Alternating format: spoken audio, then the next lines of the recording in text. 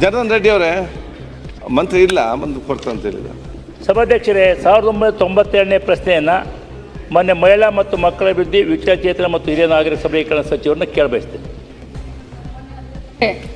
ಉತ್ತರವನ್ನು ಒದಗಿಸಲಾಗಿದೆ. ಮೇಡಮ್ ಅವರೇ, ಉತ್ತರ ಹೊಲಿಸಿದ್ರಿ.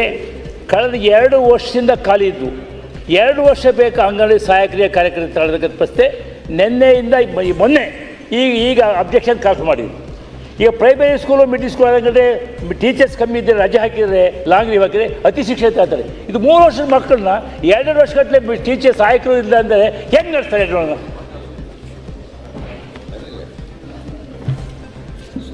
ಸನ್ಮಾನ್ಯ ಅಧ್ಯಕ್ಷರೇ, ಏನು ನಮ್ಮ ಶಾಂತನಗೌಡ ಹೊನ್ನಾಳಿ ಶಾಸಕರು ಪ್ರಶ್ನೆಯನ್ನು ಕೇಳಿದ್ದಾರೆ, ಅದಕ್ಕೆ ನಾನು ಉತ್ತರವನ್ನು ಆಲ್ರೆಡಿ ಅವ್ರಿಗೆ ಒದಗಿಸಿದ್ದೀನಿ. ಬಟ್ ಅವ್ರಿಗೆ ಕ್ಲಾರಿಫಿಕೇಷನ್ ಮಾಡಬೇಕು ಅನ್ನೋಕ್ಕಿಂತ ಮುಂಚೆ ಅವ್ರು ಹೇಳಿದ್ರು 2 ವರ್ಷದಿಂದ ಖಾಲಿ ಇದೆ ಅಂತ ನನಗೆ ಹೇಳ್ತಾ ಇದ್ದೀರ. ಬಟ್ ಒಮ್ಮೆ ಏನು ಅಂಗನವಾಡಿಯಲ್ಲಿ ಸಹಾಯಕಿಯರಾಗಲಿ ಅಥವಾ ಕಾರ್ಯಕರ್ತರಾಗಲಿ ಖಾಲಿ ಹುದ್ದೆ ಆದ 3 ತಿಂಗಳ ಒಳಗಡೆ ಆ ಹುದ್ದೆಗಳನ್ನು ಭರ್ತಿ ಮಾಡಿಕೊಳ್ಬೇಕು ಅಂತ ನಮ್ಮ ಇಲಾಖೆಯಿಂದ ನಾವು ಆದೇಶವನ್ನು ಹೊರಡಿಸಿದ್ದೀವಿ. ಇದು ಸಂಪೂರ್ಣವಾಗಿ ಇದು ಜಿಲ್ಲಾಧಿಕಾರಿಗಳು, ಅಂದರೆ ಅಲ್ಲಿ ಒಂದು ಸಮಿತಿ ಇರುತ್ತೆ, ತಾಲೂಕಾ ಮಟ್ಟದಲ್ಲಿ ತಹಸೀಲ್ದಾರ್ನೊಳಗೊಂಡಂಥ, ಜಿಲ್ಲಾ ಮಟ್ಟದಲ್ಲಿ DC, ಜಿಲ್ಲಾ ಪಂಚಾಯತ್ CO ಆಗಲಿ, ನಮ್ಮ ಉಪನಿರ್ದೇಶಕರಾಗಲಿ, ಈ ಸಮಿತಿ ಈ ಒಂದು ಕಾಲ್ಫರ್ಮೇಷನ್ ಮಾಡುತ್ತೆ ಮತ್ತು ಅದನ್ನು ಪರಿಷ್ಕರಣೆ ಮಾಡುತ್ತೆ.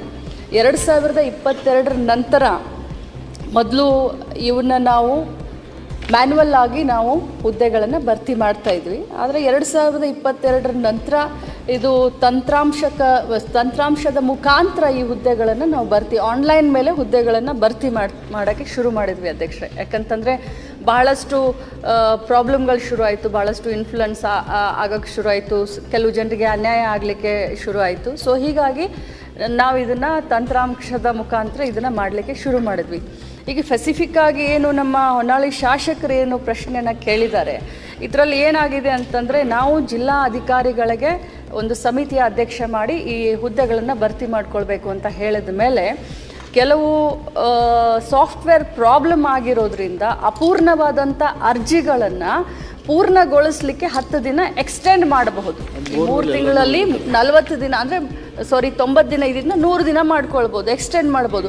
ಆದರೆ ಸ್ಪೆಸಿಫಿಕ್ಕಾಗಿ ನಮ್ಮ ದಾವಣಗೆರೆ ಜಿಲ್ಲಾ DC ಅವರು ಏನು ಮಾಡಿದ್ದಾರೆ ಅಂತಂದರೆ, ಸಂಪೂರ್ಣವಾದಂಥ ಇದನ್ನೇ ಕ್ಯಾನ್ಸಲ್ ಮಾಡಿ ರಿಕ್ರೂಟ್ ಮಾಡಲಿಕ್ಕೆ ಅವರು ಆದೇಶವನ್ನು ಕೊಟ್ಟಿರೋದ್ರಿಂದ ಸ್ವಲ್ಪ ಗೊಂದಲ ಆಗಿ ಸ್ವಲ್ಪ ಟೈಮ್ ಜಾಸ್ತಿ ತಗೊಂಡಿದ್ದಾರೆ.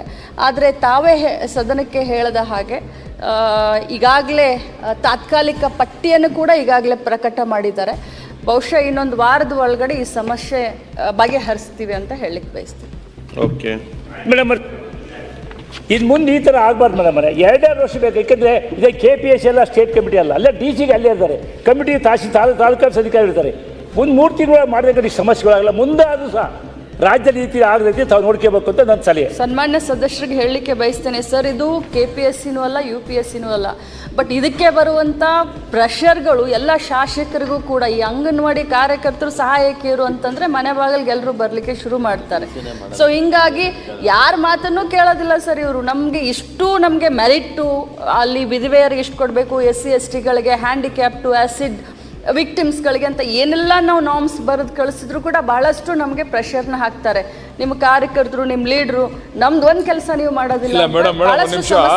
ಅಧ್ಯಕ್ಷ ಇದು ಒಂದೇ ಒಂದು ನಿಮಿಷ. ಇದು ಇವ್ರು ಹೇಳ್ದಂಗೆ KPSC UPSC ಯಾವುದೂ ಇಲ್ಲ, ಜಿಲ್ಲಾಧಿಕಾರಿಗಳು ಮಾಡೋದು.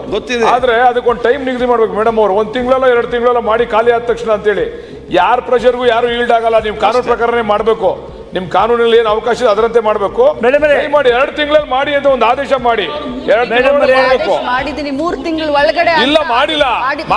ಮಾಡದೇ ಇದ್ದವ್ರ ಮೇಲೆ ಏನು ಕ್ರಮ ತಗೋತೀರಿ? ನಿಮ್ಮ ಜಿಲ್ಲಾಧಿಕಾರಿಗಳು, ನಿಮ್ಮ ಜಿಲ್ಲೆಯ ಅಧಿಕಾರಿಗಳು, ಜಿಲ್ಲಾಧಿಕಾರಿಗಳೆಲ್ಲ ಸೇರಿ ಅವ್ರು ಅದನ್ನು ಸುಮ್ಮನೆ ತಳ್ಕೊಂಡು ಹೋಗ್ತಕ್ಕಂಥ ಕೆಲಸ ಮಾಡ್ತಾರೆ. ದಯಮಾಡಿ ಏನೇ ಕ್ರಮ ತಗೋಬೇಕಲ್ಲ ಅವ್ರ ಮೇಲೆ. ಮೇಡಮರೇ, ನೀವಲ್ಲ ನಾನಲ್ಲ, ಮುಖ್ಯಮಂತ್ರಿ ಹೇಳಿದ್ರು ಸಹ ಕಾನೂನು ಬಿಟ್ಟು ಮಾಡ್ತಕ್ಕಂಥ ಪರಿಸ್ಥಿತಿ ಇಲ್ಲ. High court supreme court clear judgment ಐತಿ. ಯಾವ ಪ್ರೆಷರ್ ಇರ್ಬೋದು, ಏನು ಸಹ ಯಾವ ಮಂತ್ರಿನೂ ಕೊಡ್ಸಕ್ಕ, ನೀವು ಕೊಡ್ಸಕ್ಕಲ್ಲ. ಅಷ್ಟು ಕ್ಲಿಯರ್ ಕಟ್ ಆಗಿದ್ದಾಗ ಯಾಕೆ ಇಷ್ಟ ಅಂತ ನನ್ನ ಪ್ರಶ್ನೆ. Okay, good question. ಮತ್ತಷ್ಟು ಸುದ್ದಿಗಳಿಗಾಗಿ ನೋಡ್ತಾ ಇರಿ ಪಬ್ಲಿಕ್ ನ್ಯೂಸ್ 24x7. ಇದು ಸತ್ಯದ ಧ್ವನಿ.